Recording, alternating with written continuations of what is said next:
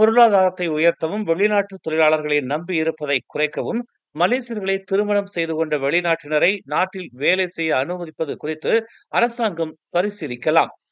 Long term social visit pass எனப்படும் நீண்ட கால சமூக வருகை அனுமதி சீட்டு பெற்றுள்ள வெளிநாட்டு வாழ்க்கை துணைவர்கள் தற்போது வேலைவாய்ப்பு விசா இல்லாமல் வேலை செய்யவோ அல்லது வணிகங்களை நடத்தவோ அனுமதிக்கப்படுவதாக உள்துறை அமைச்சர் சைஃபுடின் நசத்தியோன் இஸ்மாயில் தெரிவித்துள்ளார். எவ்வாறாயினும் விண்ணப்பதாரர்கள் குறிப்பிட்ட தேவைகளை பூர்த்தி செய்ய வேண்டும் என்பதால் இந்த ஒப்புதல் தானாகவே வழங்கப்படாது என்றும் அவர் குறிப்பிட்டார். கடந்த ஆண்டு இதுபோன்று 1,61,531 பாஸ்கள் வெளிநாட்டு வாழ்க்கை துணைவர்களுக்கு வழங்கப்பட்டுள்ளன. வெளிநாட்டு வாழ்க்கை துணைவர்கள் நாட்டில் பணியாற்றுவதற்கான தகுதி தொடர்பான கொள்கைகளில் அமைச்சு எப்போதும் கவனம் செலுத்துகிறது என்று அவர் நாடாளுமன்றத்தில் எழுத்துப்பூர்வ பதிலில் தெரிவித்தார். இந்த கொள்கைகளை மறுபரிசீலனை செய்வது பொருளாதார கோரிக்கையை பூர்த்தி செய்வதற்கும் வெளிநாட்டு தொழிலாளர்களை நம்பி இருப்பதை குறைக்கவும் உதவும் என்று அவர் கூறினார். 1948ஆம் ஆண்டின் தேச நிந்தனை சட்டத்தில் திருத்தம் செய்வதற்கோ ரத்து செய்வதற்கோ அரசாங்கம் திட்டமிடவில்லை என்று உள்துறை துணை அமைச்சர் ரதஸ்ரீ டாக்டர் ஷம்சுல் அன்வார் நசாரா மக்களவையில் தெரிவித்தார். அமைச்சு நடத்திய ஆய்வை தொடர்ந்து இச்சட்டத்தை தொடர்ந்து பேணி வருவதற்கு அரசாங்கம் முடிவு செய்துள்ளது என்று அவர் குறிப்பிட்டார். காலத்திற்கு ஏற்ற வகையிலும் இலக்கவியலின் எழுச்சிக்கு உகந்த வகையிலும் தேச நிந்தனை சட்டத்தில் திருத்தங்களை கொண்டு வருவதா அல்லது 3R எனப்படும் இனம், சமயம், அரச குடும்பம் தொடர்பான விவகாரங்களை களைய புதிய சட்டம் ஒன்றை இயற்றுவதா என்பது குறித்து உள்துறை அமைச்சு ஆய்வு நடத்தியது என்று அவர் விளக்கினார். பிரதமர் டதஸ்ரீ அன்வார் இப்ராஹிமுக்கு பெரு நாட்டின் உயரிய விருதான எல் சோல் டெல் பெரு எனும் விருது வழங்கி கௌரவிக்கப்பட்டது.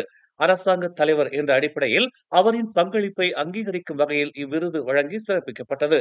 நேற்று பெரு லிமாவில் உள்ள அரசாங்க அரண்மனையில் நடைபெற்ற நிகழ்ச்சி ஒன்றில் அதன் அதிபர் டீனா எசிலியா பலுவாட் ஜிகாரா பிரதமருக்கு இவ்விருதை வழங்கி கௌரவித்தார். GISPH நிறுவனத்தின் தலைமை நிர்வாக அதிகாரி நசிருடின் அலி பரப்பிய போதனைகளும் சமய நம்பிக்கையும் இஸ்லாத்தின் உண்மையான போதனைகளில் இருந்து வழி தவறியது என்று தேசிய இஸ்லாமிய மன்றம் அறிவித்துள்ளது. ஆசீர்வாதத்தை கொண்டு வரும் என்ற நம்பிக்கையில் GISPH தலைவர்களின் கால்களையும் தாடிகளையும் கழுவுவதற்காக பயன்படுத்தப்பட்ட நீரும் வழி தவறிய போதனைகளில் அடங்கும் என்று இஸ்லாமிய சமய விவகாரத்திற்கான தேசிய மன்றத்தின் முசாக்கரா குழு தெரிவித்துள்ளது.